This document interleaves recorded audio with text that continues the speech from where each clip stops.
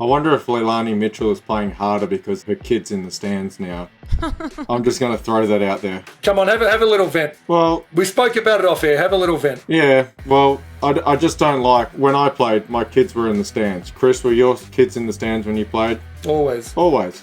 I love my kids. Chris, I know he loves his kids, but we don't play harder because our kids are in the stands. We play hard because we're professionals, and that's what we're paid to do. And so I think, once again, if we're going to send reporters up there to report on the game, give us something juicy, like basketball-wise, not fluff pieces. And I think there's been a few fluff pieces this season. Educate us with the sideline comments. Educate us with what you provide that the commentary team hasn't provided. That's what we're saying, right? Correct. When we got together and decided to do this, we said we wanted to shine a light on these ladies as professional athletes, not as parents, not as workers in other professions. Let's learn about them as athletes. We can write stories in newspapers and magazines about their outside lives, but during a game, let's stick to basketball. Let's absolutely showcase these ladies as professional athletes.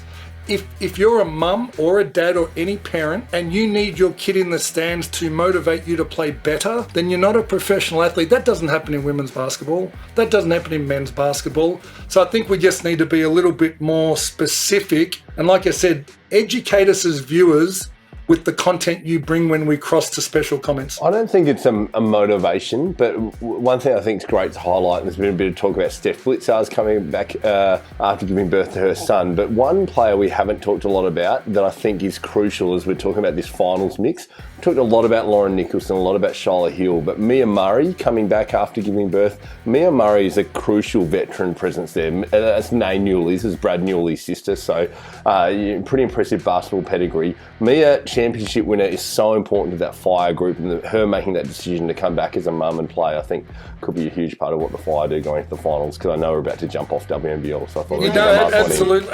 And she's been playing great the last 2 weeks. She had a breakout game at 15, 18 odd points, Nate. Then as you say, she's critical. Absolutely agree. And just so we're totally clear on all of this, we're not having a go about anyone being a parent. Being a parent is one of the greatest privileges there is, and having your kids in the stands is one of the greatest privileges you can have. What we're saying is they put in a lot of hard work that the kids don't see. There's a lot of hard work that the fans don't see. And what we as athletes have been in the past, or what these athletes are now, they're being absolute pros, being put in a difficult situation in this time of age, and they're being pros. Let's talk about that.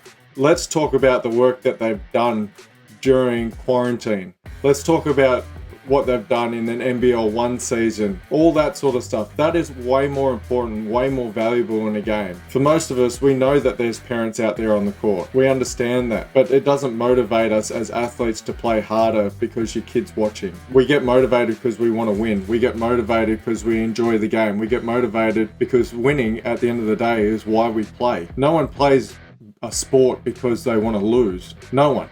If you go out there saying, oh, it doesn't matter what happens, win or lose, I'll be happy. No, you're not a competitor. You're not a professional. They get paid to do this.